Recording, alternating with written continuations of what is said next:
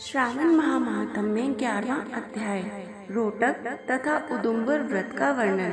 सनत कुमार बोले, हे देव, श्रावण मास के वारों के सभी व्रतों को मैंने आपसे सुना, किंतु आपके वचनामृत का पान करके मेरी तृप्ति नहीं हो रही है। हे प्रभु, श्रावण के समान अन्य कोई भी मास नहीं है, ऐसा मुझे प्रतीत होता है, अतः आप तिथियों का महात्म्य बताइए।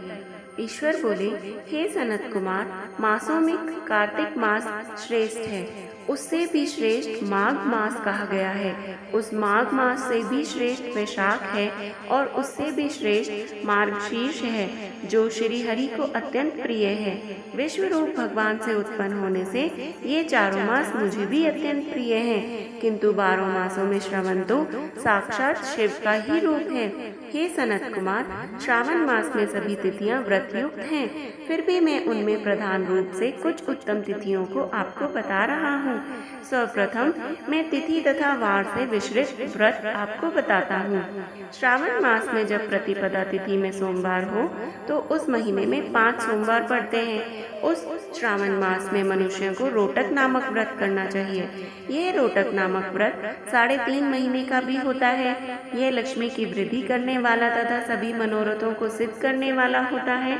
हे मुने, मैं उसका संपूर्ण विधान बताऊंगा, आप सावधान होकर सुनिए। श्रावण मास के शुक्ल पक्ष में प्रतिपदा तिथि को जब सोमवार हो, तब विद्वान प्रातः काल यह संकल्प करें, मैं आज से आरंभ करके रोटक व्रत करूंगा।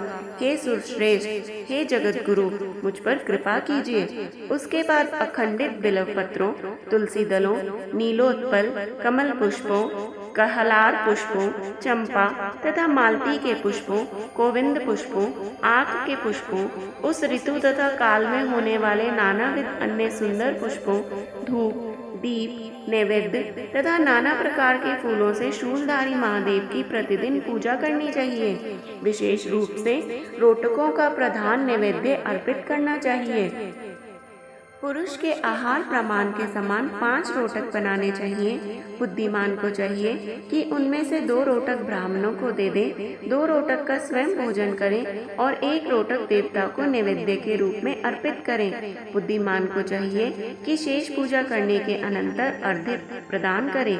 केला, नारियल, जम्बीरी नींबू, बीज पूरक, खजूर, ककड़ी, दाख, नारंगी, बिजौरा नींबू, अखरोट, अनार तथा अन्य और जो भी ऋतु में न होने वाला फल हो, वे सब अर्धदान में प्रशस्त हैं। उस अर्धदान का फल सुनिए। 7 समुद्र सहित पृथ्वी का दान करके मनुष्य जो फल प्राप्त करता है, वही फल विधान पूर्वक इस व्रत को करके वह पा जाता है। विपुल धन की इच्छा रखने वाले को यह व्रत 5 वर्ष तक रखना चाहिए।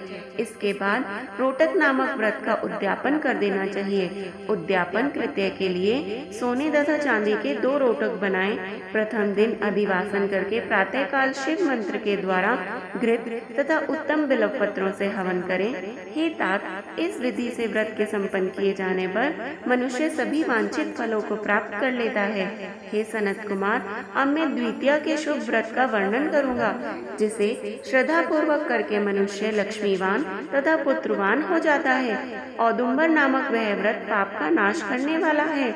शुभ सावन का महीना आने पर द्वितीय तिथि को प्रातःकाल संकल्प करके बुद्धिमान को विधि पूर्वक व्रत करना चाहिए। इस व्रत को करने वाला स्त्री हो या पुरुष, वह सभी संपदाओं का पात्र हो जाता है। इस व्रत में प्रत्यक्ष गूलर के वृक्ष की पूजा करनी चाहिए, किंतु गूलर वृक्ष न मिलने पर दीवार पर वृक्ष का आकार बनाकर इन 4 नाम मंत्रों से उसकी पूजा करनी चाहिए। हे उदुम्बर, आपको नमस्कार है। हे हेमपुष्पक, आपको नमस्कार है। जंतु सहित फल से युक्त तथा रक्त अंड तुल्य फल वाले, आपको नमस्कार है। इसके अधिदेवता शिव तथा शुक्र की भी पूजा गूलर के वृक्ष में करनी चाहिए। इसके 33 फल लेकर 3 बराबर भागों में बांट लेना चाहिए। इनमें से 11 फल ब्राह्मणों को प्रदान करें, 11 फल देवता को प्रदान करें और 11 फलों का स्वयं भोजन करें। उस दिन अन्न अन्न का आहार नहीं करना चाहिए। शिव तथा शुक्र का विधिवत पूजन करके रात में जागरण करना चाहिए। हे तात, इस प्रकार 11 वर्ष तक व्रत का अनुष्ठान करने के बाद व्रत की संपूर्णता के लिए उद्यापन करना चाहिए। सुवर्ण में फल, पुष्प तथा पात्र सहित एक गूलर का वृक्ष बनाएं और उसमें शिव तथा शुक्र की प्रतिमा का पूजन करें। उसके बाद प्रातः काल होम करें। गूलर के शुभ, कोमल तथा छोटे छोटे 108 फलों से तथा गूलर की समिधाओं से तिल तथा घृत सहित होम करें। इस प्रकार होम कृत्य समाप्त करके आचार्य की पूजा करें। उसके बाद सामर्थ्य अनुसार 100 अन्यथा 10 ब्राह्मणों को ही भोजन कराएं। हे वत्स, इस प्रकार व्रत किए जाने पर जो फल होता है उसे सुनिए। जिस प्रकार यह गूलर का वृक्ष बहुत जंतु युक्त फलों वाला होता है, उसी प्रकार व्रतकर्ता भी अनेक पुत्रों वाला होता है और उसके वंश की वृद्धि होती है। यह व्रत करने वाला सुवर्णमय पुष्पों से युक्त वृक्ष की भांति लक्ष्मीप्रद हो जाता है। हे सनत कुमार, आज तक मैंने किसी को भी यह व्रत नहीं बताया था।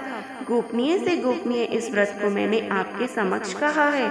इसके विषय में संशय नहीं करना चाहिए और भक्ति पूर्वक इस व्रत का आचरण करना चाहिए। इस प्रकार श्री स्कंद पुराण के अंतर्गत ईश्वर सानत कुमार संवाद में श्रावण मास महात्म्य में प्रति पद रोटक व्रत द्वितीय दुम्बर व्रत कथन नामक 11वां अध्याय पूर्ण हुआ। हर हर महादेव।